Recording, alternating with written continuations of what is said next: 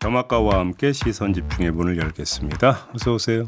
네, 안녕하세요. 더마카입니다. 에라이님, 저희 단골 촌철님이신데요. 오늘부터 청취율 조사 기간입니다. 이번에는 시선 집중의 집중 투표에서 1등 만들어주세요. 라고 인사해 주셨는데. 아유, 청취자분들이 더 잘하시네. 그러니까요. 네. 참고로 아침 시사 프로그램에서 우리는 1등입니다. 꽤 네. 오래전부터. 하지만 여러분의 사랑이 필요합니다. 잘 부탁드리고요. 네. 뭐 꼭 청취율 조사 기간이어서 그런 거는 아니지만 때마침 지금 PD님이 이런 말씀을 주셨네요. 오늘 문자 소개되시는 모든 분들에게 커피 디저트 쿠폰 보내드린다고 합니다. 그런 것 같은데요. 기쁜 소식이죠? 네. 그리고 신재훈님, 오늘 처음으로 참석합니다. 항상 잘 듣고 있습니다. 파이팅. 항상 숨어서 들었지만 오늘은 커밍아웃하고 들으신다. 신재훈님. 아니, 저희가 무슨 해적 방송입니까? 왜 숨어서 들으세요? 네. 자주자주 인사해 주세요. 출력을 높여서 크게 틀어놓고 들으세요. 10명이 들어야 되거든요. 아, 그런 분이 여기 계십니다. 프리지아님. 저는 아침 루틴이 있어요. 눈 뜨고 치카치카. 다음에 따뜻한 물 한 잔 마시기. 네. 그다음에는 유튜브 크게 틀어서 김종배의 시선집중 들으면서 아침 식사 준비 시작.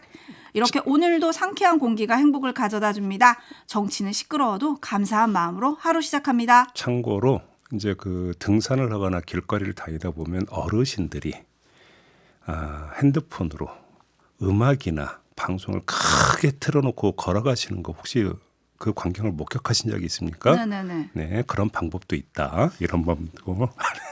아, 주로 신나는 노래를 많이 틀고 가시는데 네. 노래 말고 김종배의 시선 집중 재방송을 계속 들으시는 것도 좋을 것 저는 같습니다. 등산 가다가 옛날 그 큰 트랜지스터 라디오, 카세트 라디오 들고 다니시는 분도 봤어요. 아, 진짜요? 예.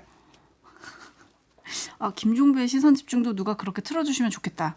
그러니까요. 근데 조금 속상한 댓글도 좀 있네요. 어머, 우리가 1등이 아닌 줄 알았다는 분들이 이렇게 많으실 줄이야. 속상하네요. 네. 그리고 마지막 댓글님. 아이디가 조금 무서운데. 우리 보고 흡연 유발 방송 1위라고. 왜요? 핑계 대지 마세요. 네. 그냥 끊으세요. 네, 뭔 핑계는. 네, 마지막 그죠? 댓글님 끊으세요. 그리고 지훈님, 캐나다에서 퇴근 전에 실시간 청취하고 있습니다. 매번 잘 듣고 있습니다. 네, 글로벌 세계인이 함께하는 시선집중 감사하고요. 그리고 오늘을 기억하는 많은 분들이 있습니다. 4월 16일 이 날짜를 기억하는 분들인데요. 네. 6261님. 저는 2014년 단원고 2학년 3반 담임이었던 김초원 교사의 아버지입니다. 아이고, 네. 사랑하는 제자들과 들떠서 수학여행을 갔다가 영원한 하늘의 별이 된 지 10년이 되는 날이네요. 생일날 제자들과 세월호 배 안에서 케이크 자르고 사진 찍어주면서 축하했던 그 날이 벌써 10년 전입니다. 그러니까요. 우리 딸 김초원 교사도 그곳에서 제자들과 행복하게 잘 지내길 빌어봅니다. 네, 아버님 건강하시고요. 네. 우리 이 아버님은 제 입이랑 전화로 한번 만나신 적이 있어요. 그때 산불감시원이라고 네, 네, 하셨던 네. 분 기억하시죠? 기억해요. 네. 네, 전국 곳곳에 산불 조심하자고 그때 말씀해 주셨는데요. 아버님도 건강 잘 챙기시기 바라겠습니다. 건강도 잘 챙기시고 안전에도 좀 유의하시고요. 네, 저희가 세월호 10주기 이야기는 잠시 후에 또 이어가도록 할 테니까요. 네. 계속 시선 집중해 주시고요. JB타임즈 오늘 주목할 첫 번째 뉴스 어떤 겁니까? 어제 국민의힘 중진간담회가 끝난 뒤에 윤재욱 원내대표가 이런 말을 했습니다. 들어보시죠. 전당대회를 하기 위해서는 비대위를 거쳐야 됩니다. 당헌 당규상 그렇게 되어 있습니다. 최고위원회가 있는 상태면은 비대위가 이제 거칠 필요가 없는데 지금 최고위가 없고 전당대회를 하기 위해서는 실무적인 뭐 이런 절차를 진행하는데 비대위가 당헌 당규상 필요한 것으로 이렇게 규정되어 있습니다. 네, 그리고 이 자리에 참석했던 안철수 의원, 조경태 의원도 그 한마디씩 했는데요. 차례로 들어보시죠. 가능하면 빠른 시간 내에 비대위를 만들고 그다음 이제 전당대회를 통해서 제대로 된 그런 지도부를 뽑는 것, 이제 그것이 하나의 결론입니다. 일단 원내대표를 새로 구성하는 게 가장 급선무고요. 그 새 원내대표가 빨리 전당대회를 준비하는 것이 그게 수순이지 않을까 해서. 네, 밴댕이님이 국민의힘 비대위는 상설 비대위인가요? 라고 물어주셨는데 네. 벌써 윤 정부 들어서 네 번째 비대위를 앞두고 있다는 거 아니겠습니까? 네. 근데 이번에 조금 성격이 다른 것 같아요. 원포인트, 그러니까 관리형 비대위로 간다, 뭐 이런 건가요? 그건 뭐 오늘 열리는 당선자 총회까지 봐야 할 듯한데 그럼에도 불구하고 뭐 당원 당규상 그렇게 되어 있다니까 어차피 비대위 구성 그다음에 전당대회 이 수순은 어차피 불가피하다 이렇게 봐야 되지 않겠습니까? 아무튼 뭐 이 원포인트 한번 찍고 가는 이 과정이 있기 때문에 윤석열 대통령 입장에서는 나쁠 것 없다. 왜 그러냐면 원포인트가 원타임이 될 수가 있다. 원타임? 예, 어떤 원타임이냐. 이렇게 한번 상상해 보시면 될 것 같습니다. 지금 당장 전당대회를 치른다면 어떤 광경이 나타나겠습니까? 당연히 총선 참패의 원인과 당정 관계가 주된 얘기거리가 되지 않겠습니까? 경선 후보들이 가장 앞장서서 이 이야기부터 하지 않겠습니까? 그러면 윤석열 대통령은 그 수시로 입길에 오르내릴 것이고요. 그리고 전당대회가 치열해지면 당내 구도는 4분 오열되고 5월 말까지의 의정 대처 능력은 또 상대적으로 떨어진다고 봐야 되겠죠. 반면에 전당대회로 가기 전에 비대위를 찍고 다시 말해서 비대위 기간이 완충 기간이 돼버리는 건데 이렇게 되어버리면 윤석열 대통령 입장에서는 어떻게 되는 겁니까? 호흡을 고를 수 있는 원타임이 부여된다. 그런 점에서 나쁠 거 없다. 이런 말씀을 드리는 거고요. 이건 근데 어차피 뭐 당헌 당규상 그렇게 되어 있다니까 원튼 원하지 않든 이렇게 갈 수밖에 없으니까 그렇다고 치고 포인트는 어디에 있느냐. 제가 볼 때는 그러면 어떤 원내대표냐. 이게 포인트다. 이런 말씀을 드리겠습니다. 그 포인트가 뭡니까? 어떤 원내대표냐라는 것은 윤재호 현 원내대표 체제에서 전당대회까지 치르는지 아니면 새 원내대표를 빨리 선출해서 새 원내대표가 비대위원장이 돼가지고 전당대회를 관리할지 이게 관건이라는 겁니다. 지금 나오는 보도들을 보면 윤재용 원내대표도 어쨌든 총선 패배에 대한 책임을 져야 된다. 새 원내대표가 앞으로 원구성 협상이나 뭐 이런 것도 해야 되니까 새로운 사람이 필요하다. 이런 보도들도 지금 조금씩 나오긴 하더라고요. 조금 전에 조경태 의원 목소리 들었습니다만 조경태 의원 같은 경우는 새 원내대표를 아예 기정사실로 하고 지금 이야기를 하고 있지 않습니까? 근데 이게 그렇게 간다는 게 아니라 자, 새 원내대표로 간다면 두 가지 문제가 고려가 돼야 됩니다. 첫 번째, 21대 국회 마지막 묵은 과제 해결을 해야 되지 않습니까? 해야죠. 그러면 그거를 새 원내대표가 하는 게 맞겠습니까? 현 원내대표가 하는 게 맞겠습니까? 그것만 따지고 본다면 현 원내대표가 하는 게 맞다고 생각할 수 있겠죠? 근데 그거보다 더 근본적인 문제는 새 원내대표를 뽑으려면 최소한의 경선 기간은 부여를 해줘야 될 거 아닙니까? 그렇죠. 그러면 비대위 출범도 그만큼 늦어지게 되는 거 아닙니까? 그렇네요. 그리고 비대위 출범이 늦어지면 전당대회 일자도 뒤로 미뤄지는 거 아니겠습니까? 그렇네요. 계속 미뤄지는 것이죠. 이게 사실은 더 본질적인 문제인데 여기에 그러면 한번 가정을 해보죠. 현 윤재혁 원내대표 체제로 그냥 비대위 가서 전당대회 때까지 그냥 그 윤재혁 비대위 체제로 간다고 쳐요.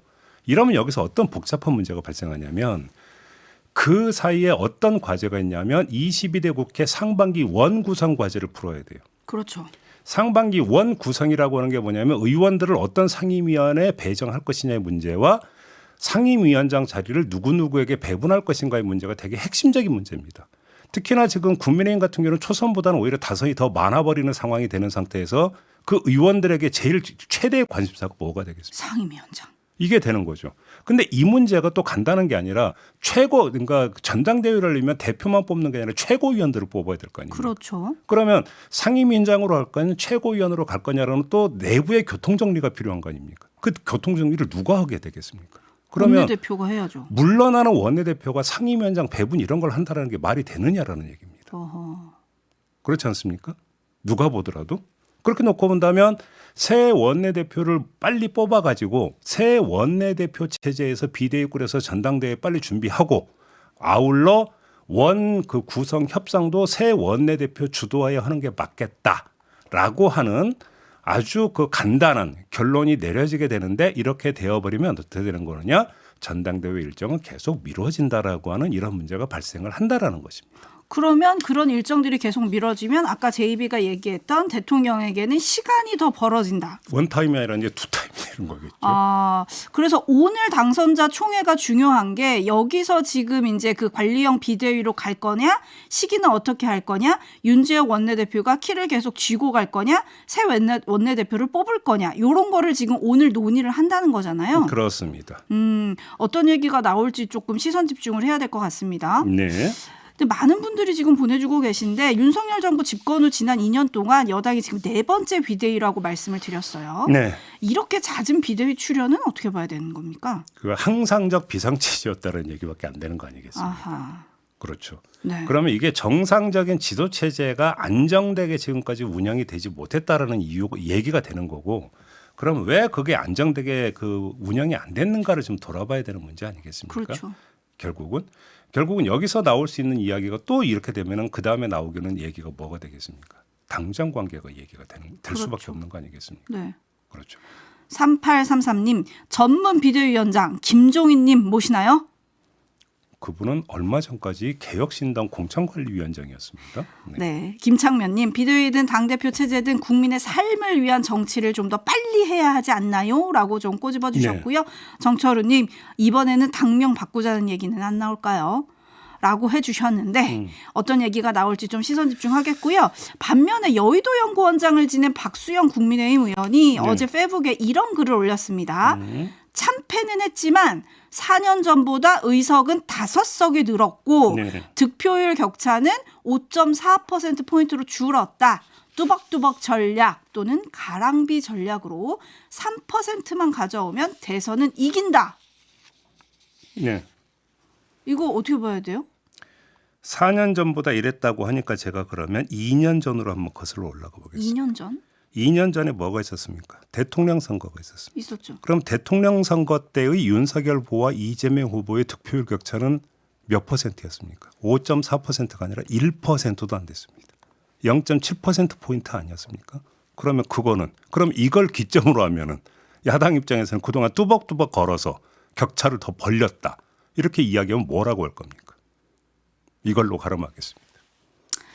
네, 알겠습니다. 1635님이 처음 문자 보냅니다. 원포인트, 원타임, 원내대표, 원구성, 원라임 하지 말고 대한민국이 넘버원이 될 수 있게 경제 살리는 과제 좀 우선시해 주시면 좋겠습니다. 라고 해주셨네요. 네, 라임을 짜셨군요. 네, 요거는 용산을 향한 메시지가 아닌가 또 여의도를 향한 메시지가 아닌가 싶은데요. 사실 그래서 더 궁금한 건 오늘 오전 10시에 나올 대통령의 말 아니겠습니까? 네, 국무회의 모두 발언이요. 예. 네, 이 형식을 두고도 여러 얘기가 나오는데 뭐 형식은 또 나중에 논란이 될 수도 있으니까 좀 차치하고요. 제2비만의 관전 포인트가 있을까요? 이건 뭐 저만의 관전 포인트가 아니라 모두가 꼽는 관전 포인트는 이거 아니겠습니까? 앞으로 잘하겠습니다라는 얘기를 당연히 할 거 아닙니까? 그건 당연히요. 그런데 그게 중요한 건 아니지 않습니까? 그러면 그동안 뭘 잘못했는지를 먼저 이야기를 해야 되는 거 아닙니까? 어허. 그 얘기를 할 건지 이걸 보면 되는 거 아니겠습니까? 과거, 현재, 미래가 다 담길 것이냐. 한번 시선 집중해 보겠습니다. JB타임즈 다음 주목할 뉴스 어떤 건가요? 사직 전공이 1,360명이 어제 기자회견을 열고 조규홍 보건복지부 장관과 박민수 차관을 직권남용과 권리행사 방해 혐의로 공수처에 고소한다고 밝혔고요. 한편 또 이런 주장도 했습니다. 들어보시죠. 박민수 차관이 경질되기 전까지는 절대 병원에 돌아가는 일은 없을 것입니다. 박민수 차관이 건재한 이상 의료계와 정부 사이의 정상적인 소통은 불가능합니다. 함께 파트너십을 갖고 국민의 건강을 위해 협력해야 할 정부와 의료계의 관계가 파탄났습니다. 이 사태의 책임자인 박민수 차관을 즉시 경질하고 책임을 물어주시길 바라겠습니다. 반면 조규홍 보건복지부 장관은 중앙재난안전대책본부 중대본 회의에서 이런 말을 했습니다. 마저 들어보시죠. 정부의 의료 개혁 의지에는 변함이 없습니다. 의료계는 과학적 근거를 바탕으로 한 통일된 대안을 조속히 제시해 주시기 바랍니다. 의대 증원 포함한 의료개혁 4대 과제는 필수 의료와 지역 의료를 살리기 위한 선결 조건입니다. 네, 그러면서 과학적 근거를 바탕으로 한 통일된 대안을 조속히 제시해 주기를 바란다라고 촉구를 했는데요. 근데 시선 집중할 대상이 더 이상 보건복지부는 아니다. 이 말씀을 드리도록 하겠습니다. 무슨 뜻인가요? 자, 실무적으로 봤을 때도 그렇고 정무적으로 봤을 때도 그런데요. 자, 실무적으로 봤을 때 대입 모집 요강 확정까지 시간이 며칠 안 남았습니다. 그렇죠. 이런 상황에서 조규홍 장관 말대로 통일된 대안을 놓고 의정 협상을 할 시간적 여지가 있습니까?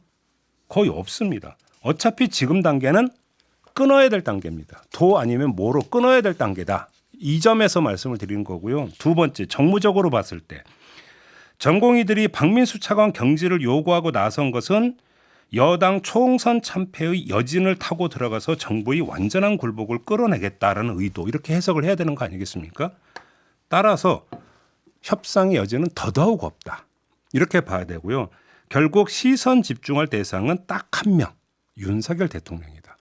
이렇게 정리를 해야 될 것 같습니다. 네. 윤석열 대통령의 결단만이 남은 상황이다 이렇게 봐야 되겠는데 원점 재논의를 선언을 하든지 아니면 2,000명 증원 그대로 고를 확인하든지 도 아니면 뭐 이거에 대한 명시적인 입장 표명이 있어야 될 것 같고 이게 오늘 국무회의 모두 발언에서 나올 가능성이 있을 것 같은데요. 지금 나오고 있는 보도를 보면 그냥 2,000명 고 이 가능성이 높다라고 하는 보도가 나오고 있는 상황 아니겠습니까? 근데 그렇게 밀어붙일 힘이 있느냐는 또 별개의 문제가 될 거라는 이런 말씀까지 드리겠습니다. 네, 내가 1순위다님 자기들 입장만 이야기하는 게 벌써 2달이 지냈습니다. 서로 미루기만 하고 피해는 국민 반보입니다. 라고 하셨는데 사실 오는 20일이면 석 달 차로 접어들게 되거든요. 네. 4577님 의료 현장으로 출근하며 듣는 사람입니다. 총선이 끝나면 현 상황이 좀 조율이 되지 않을까 기대하며 하루하루 버티고 있습니다. 오늘도 큰 사고 없이 하루를 보낼 수 있길 난리통에 고통받는 환자가 없길 바라봅니다. 네. 오늘 어떤 메시지가 나올지 더더욱 시선 집중하겠고요. JB타임즈 다음 주목할 뉴스 어떤 건가요? 경기 북부 평화시민행동이라는 단체가 지난 11일에 경기도 동두천시에 세월호 10주기 추모 현수막을 걸겠다고 신청을 했다고 합니다. 그런데 동두천시가 불허 결정을 내렸다고 합니다. 근거는 5개 광고물법 제4조 이런 내용이라고 하는데요. 시도지사는 아름다운 경관과 미풍양속을 보존하고 공중에 대한 위해를 방지하며 건강하고 쾌적한 생활 환경을 조성하기 위하여 필요하다고 인정될 경우에 5개 광고물 게시를 금지할 수 있다라는 내용이라고 하는데요. 이에 시민단체들이 일제히 반발하고 나서니까 지난 16일 바로 오늘까지 현수막 게시해도 된다 이렇게 입장을 바꿨었다고 합니다. 너무한 거 아닌가요? 도대체 세월호 추모가 미풍양속과 공중안전과 쾌적한 생활환경과 무슨 상관이 있는지 도대체 그걸 해친다라고 보는 이유가 뭔지 도무지 이해 불가고요. 관련해서 김대용 경기 북부 평화시민행동 공동대표가 한 말이 있는데 동두천 시장이 바뀐 뒤에 후쿠시마 오염수 방류나 이태원 참사 등에 대한 현수막도 계속 철거를 당했다 이렇게 주장을 했다고 합니다. 이 주장이 사실이라면 이건 뭡니까? 입틀막 행정입니다. 이것도. 정말로 동두천시가 공중 안전 등을 위한다면 길거리에 가다 보면 종종 이런 거 보셨습니까? 빚 대신 받아들입니다. 뭐 이런 현수막. 네. 이런 거나 철거해라. 있다면. 시내에 있다면. 이런 말씀 좀 드리고 싶습니다. 엉뚱한 거에 신경 꽂지 말고 정말로 시민 편이나 이런 걸 생각한다면 그런 거나 한번 좀 훑어봐라 이런 말씀을 꼭 드리겠습니다. 네. 권광윤님이 항상 어른들이 문제입니다. 라고 좀 꼬집어 주셨고요. 까루님은 오늘 세월호 참사 10주기입니다. 비가 오는데 꼭 아이들 눈물 같네요. 저도 일 끝나면 세월호 집회에 참석해야겠습니다. 이건 꼭 기억해야 합니다. 라고 해주셨어요. 네. 세월호 참사 뒤에 모든 국민들이 잊지 않겠습니다라고 약속을 했지 않습니까? 그러니까 지금 시민단체가 이 현수막을 걸고자 했던 것도 뭡니까? 그 약속을 지키기 위함이었습니다. 근데 왜 그걸 가로막습니까? 그러니까. 여기에 무슨 정치적 의미가 있다고 해석을 하는 겁니까? 2826님이 10년 전 현장 지원으로 진도 체육관에 가서 밤새며 지켜보던 일이 생각납니다. 네. 그중에는 수습한 시신을 옮기는 헬기 소리가 나며 울먹이며 뛰어가던 슬픔 가득 찬 희생학생의 부모님들이 있는데요. 네. 10년이 지난 오늘도 제 가슴을 먹먹하게 만듭니다. 다시는 이런 슬픔이 없었으면 좋겠습니다. 물론입니다. 자, 잠시 후 3부에서 유민 아빠 김영호 씨 만날 예정입니다. 조금만 좀 기다려 주시고요. 오늘 JB타임즈는 마무리하도록 하겠습니다. 더마카 수고하셨어요. 고맙습니다.